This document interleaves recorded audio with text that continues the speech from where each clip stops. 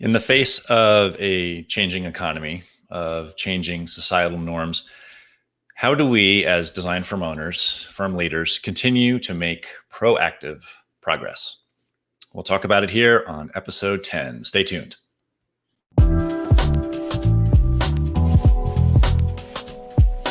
Giving architects and landscape architects the tools and strategies to be seen, heard, and valued in the marketplace, and telling the stories of leaders building thriving design firms and attracting their ideal clients. This is From Architecture to PROFITecture. I'm your host, Jay Krakowski. Let's get started. Fellow and future PROFITects, how are you? Welcome to the show. We're at the end of quarter one of 2020. Did you miss it? I did a little bit. And I wanted to craft this episode around the idea of both reviewing Q1 and looking ahead to the second quarter of the year in the midst of pretty tumultuous times, to be honest with you, with COVID-19 upon us, not just here in the US, but globally. And what came to me in taking a look at both taking a look back at quarter one and thinking about the changes that I might need, that my colleagues might need to put in place to succeed, to reach our goals for 2020, is the notion of proactive progress. And again, how we make those changes within this quote unquote new normal. So let's start with taking a look at your quarter one. How would we do that? I know that the last 2, 4, 6 weeks, depending on where you are in the country, if not the world, maybe in the last 8 or 10 weeks, has flipped everything on its head. And maybe your goal setting, your little planning book has been cast aside, and you've been managing day to day, hour by hour, thinking about your pipeline of leads, thinking about the employees that you might have, the contractors you might be employing, coming at your design work from a reactive stance. And today I'd like to hopefully be able to put a pause on that and be able to move forward proactively. So let's take a step back and think about your quarter one. First, in terms of metrics, number of projects, dollars of revenue. Did you hit those? And those are important to look at. I certainly wouldn't discount that. But what I would propose, what I'd like to have you focus on, is the idea of goals before the metrics. I think there's a good number of us out there that whether it's quarter one and quarter two, potentially into quarter three, we may not hit the metrics that we outlined at the end of 2019, when there was a lot of rah goal planning, end of the decade. Don't argue with me whether 2020 or 2021 is actually the start of the decade, but there was a whole lot of marketing hype around planning for the new decade and making big changes and getting your firm in order and ramped up for success. That's all fine and good, but there are bigger goals behind that. So with the notion of looking at your metrics for quarter one either on a quarterly or on a monthly basis, I want you to give yourself some grace. The month of March was crazy. It was just so crazy. I have my 2 sons home now. My commuting, my work setup has not changed. For a good number of you, it has. It's radically changed. You're most likely working from home now. In a lot of cases, there are many of you that are currently not working, and I'm absolutely sympathetic to that. I certainly don't discount that, and appreciate you for listening here and looking to plan ahead. But give yourself some grace. Those metrics, they will come, but there are more important notions that I want to address on this show and certainly going forward. The idea of goals before metrics, about how are you acting in your day-to-day? How are you planning ahead for the weeks and months to come, so that you can hit those metrics? Now, they may not happen this year. They may be pushed out into into 2021. But if you are making incremental progress on each of those goals, then the metrics will follow. This is personal opinion. Don't quote me. I'm not a financial analyst, but it doesn't feel the same to me as 2007, 2008, where we were so unbelievably bloated for the wrong reasons, economically, not physically, economically bloated for the wrong reasons, that we're in for a giant just cliff, an abyss. Slowdown, perhaps, probably. I've only seen one project go on hold so far. I know I'm recording April 2nd here. There are many of you out there, and again, this is just listening through Facebook and LinkedIn groups and chatter, that more clients are putting things on hold. So there is a change coming, economically speaking. And, yes, we all need to be sensitive to that, but there are things that we can do to be proactive. So take a look back at your goals. And what I like to have done, what I did at the end of 2019, what I like to do every now and then is to kind of group them into categories. I had 11 goals for 2020. I don't know how many you had. 11 was probably a little ambitious, but there's a caveat there. Only 4 of those were directly income related, directly related to the revenue of my business. Another 4 were stepping stones for future income. Now, that may not even be next year. We may be talking 5 years down the road. Starting this podcast was one of them. This podcast makes me $0. Makes me $0 so far. That will change. That will change in the future. And it will help me to build this brand. It will help me to build confidence and the brand of my designs, my design firm. But it's a stepping stone. And then the other 3, and the top 3 for me, were habits. I saw as changing some of my habits or bolstering other habits as the key for my 2020 to reach my success in terms of metrics. And I think those are 3 good categories that you might be able to take a look back at your Q1 and look ahead to Q2. If not, you're planning for all of 2020, and group those together that way. But again, what's probably most important about this section of this show is to give yourself some grace. Everyone is within this change. Everyone is stressed in some certain way, even if they may not be showing it.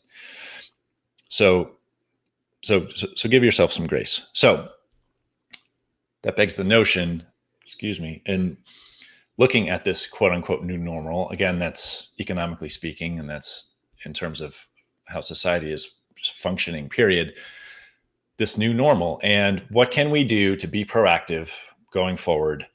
And I hope that after we go through these, you will take some time, whether it's on an evening to come, whether it's over the weekend or just sometime in the coming month, go ahead and sit down and look at these. First would be to reconnect with your 2020 goals. If your planner, which is next to me on the desk here, if it's gone completely out the window, if you haven't opened it in 4 weeks, 1, I don't blame you. And 2, that's okay. Let's push the reset button here.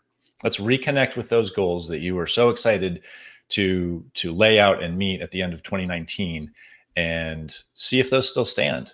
Do some of those need to change, either in timeline or in scope? Or do they fit the way that you're operating at all right now? And this goes especially so if you have employees that you have to honestly take care of. So I would reconnect with those goals. And if some of those need to change, number 2 would be get creative.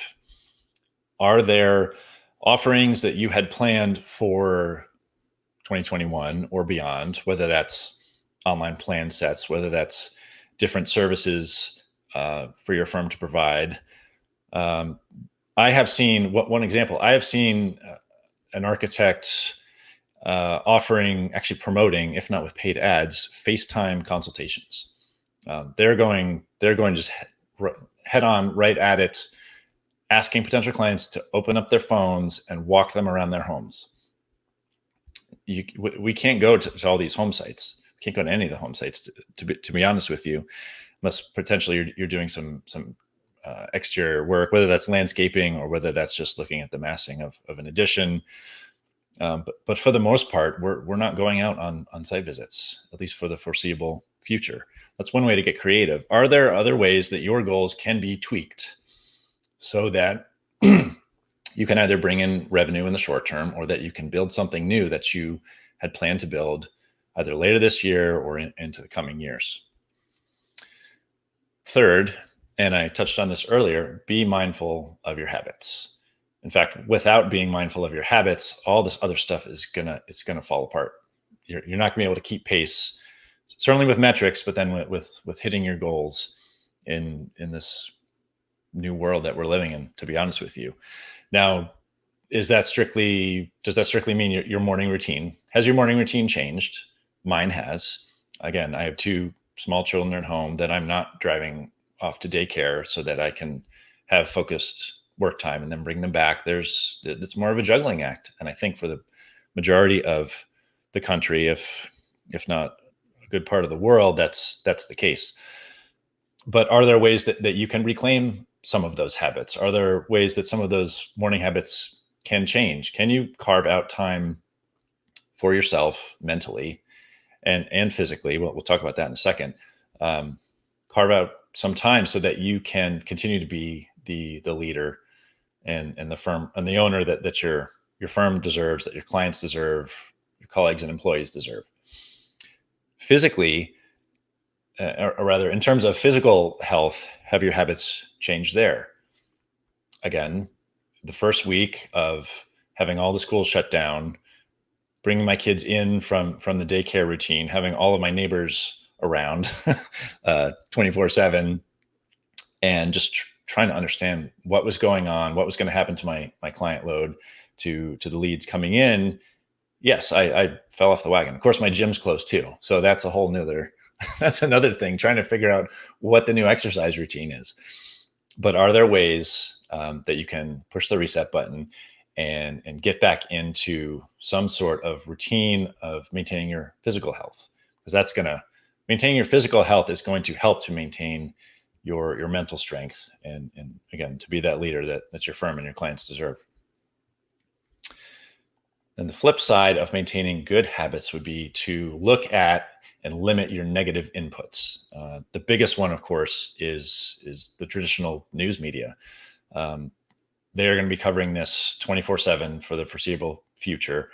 And the notion of selling fear, honestly, to get eyeballs on screens and to sell advertising, it's real. And is that something that serves you best?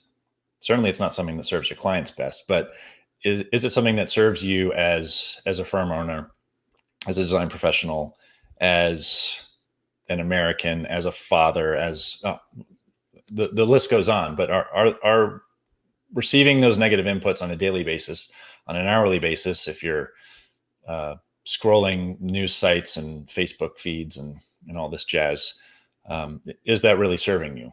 And can you limit those to a certain time of the day, a certain number of minutes or hours per day, so that you can focus on what you need to focus on, make the changes you need to make so that your firm can continue to thrive, and what I would potentially say in the coming months would be survive. I'm not a fearmonger. I'm an eternal optimist, but there are going to be cases where firms are hanging on to survive, and that's, I don't discount that. I wouldn't be naive. Yes, this doesn't feel like 2008 to me, but I'd be naive to say that firms aren't gonna have to shut their doors this year. So that's a big one, and kind of the overall encompassing notion that I'd love for you to take away, coming out of that review of your quarter one, and then looking at your Q2, looking at the rest of the year. What goals can you modify or change or delay or speed up? How can you take care of the people that you need to take care of, both in and out of your firm? The idea of do less, but be more. Whether you have kids or home or not, we are going to have, if not more time to focus on certain things, but just a different proportion. Your time on different things it's going to change. It's going to be spread out differently. And as we're stuck home, as we're sitting home, as you're not commuting, or as potentially your client load or your leads come down, we will need to do less better. And more so than that, we'll need to be more for the clients that we are currently serving in projects that are still going on, for the clients that come to us and are finally ready to pull the trigger on something, because again, in the case of residential design, that they're now in their home a lot more than they used to be. And wow, these spaces don't work for me. So let's at least start the planning. And are there ways that you can be a part of that? In the case of commercial, where they've had to shuffle employees or send them all home, or unfortunately let some go, are there ways that their spaces can either be reused, reallocated, or do you plan for a change for your commercial industrial clients, what have you, for a smaller workforce? Can you reach out to those clients, potential or current, and A, make sure they're okay, and then B, try to understand what their long-term plans are, and can you be of service to them, even if it's just initial conversations and discussions, rather than getting into concepts and detailed drawings. So the third notion of being more is being more for yourself. Be more present with your family and your friends that may need you. So may just need to talk about things because we're cooped up now. We're talking to cameras a heck of a lot more. And do you need to be more for them? Do you need to be more for yourself and change that exercise routine, change that yoga practice, that meditation, that time for yourself, just for reading fiction, because it calms your nerves and allows you to relax at the end of the day so that you can focus the following morning, whatever it is. Running around, scrambling, panicking, trying to do all the things, trying to fix up your entire house and run a firm and manage this new family dynamic that you may or may not have, you're going to burn out. So doing less, but being more is something I'd love to hear more from you about. Hear your thoughts on that. So that's what I have for today. Again, love to hear your comments, or you can direct message me at Jake Krakowski on Facebook, LinkedIn, or Instagram. We will get to part 2 of the website SEO series that I started last week. Not sure if it's going to be next week or not, but I thought it was more important, more poignant, especially with the end of Q1 that crept up on a lot of us. It certainly crept up on me to take a step back and think about how to be proactive so we can be successful and continue to create progress as the world is changing so rapidly around us. So thank you so much for watching. And until next week, go out and make it a great week, because our success is inevitable. Take care. Thank you so much for tuning in. Don't forget to hit subscribe so you stay up to date with future episodes. Connect with me on Facebook, Instagram, or LinkedIn at Jake Krakowski. And for show notes and much more, visit PROFITecturebydesign.com/podcast.